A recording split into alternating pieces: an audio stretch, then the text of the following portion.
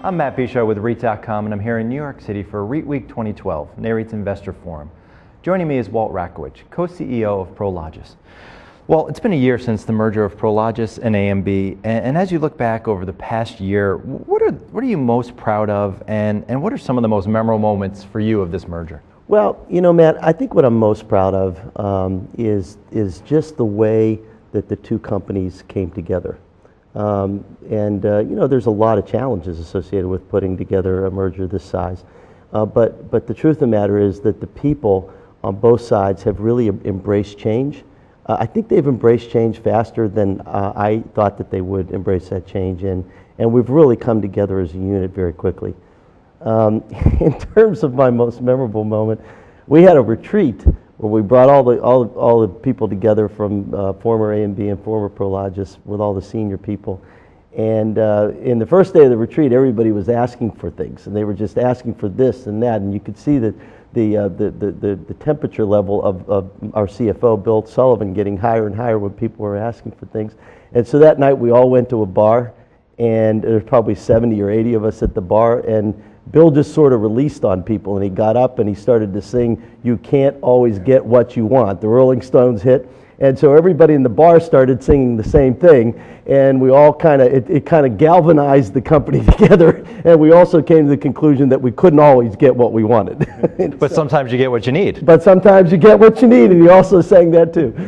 So other than obviously size, well, what's the biggest difference of the new Prologis? You know, I think the biggest difference, candidly, look, both companies were in the same business. Both companies were global. Both companies had an investment management business. Both companies developed. The truth of the matter is that what we did was very similar. But I think the biggest change is just that both companies, unfortunately, had to let go roughly of 15 to 20% of the workforce. And, you know, that's 1 out of 5 people at Prologis. It's probably the same thing with the former AMB, and those people aren't around.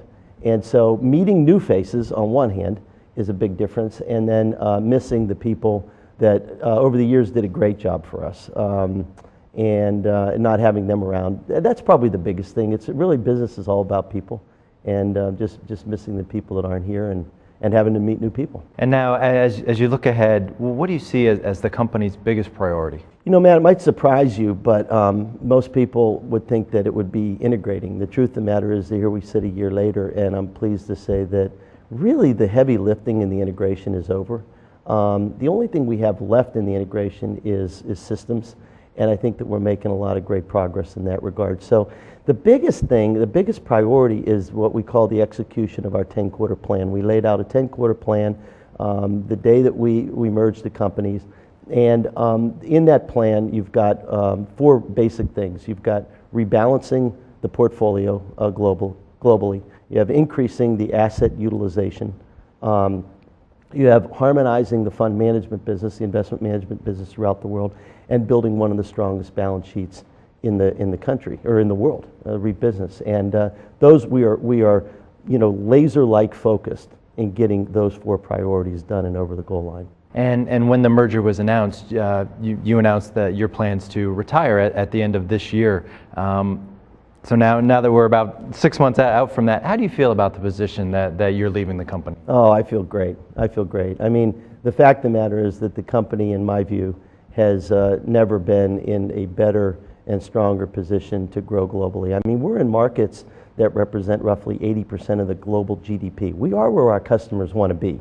And so now it's really a question of penetrating those markets over time and serving our customers, and I think we're in a terrific position to do that. Great. Well, Walt, thank you so much for your time. Thanks, Matt. Appreciate it.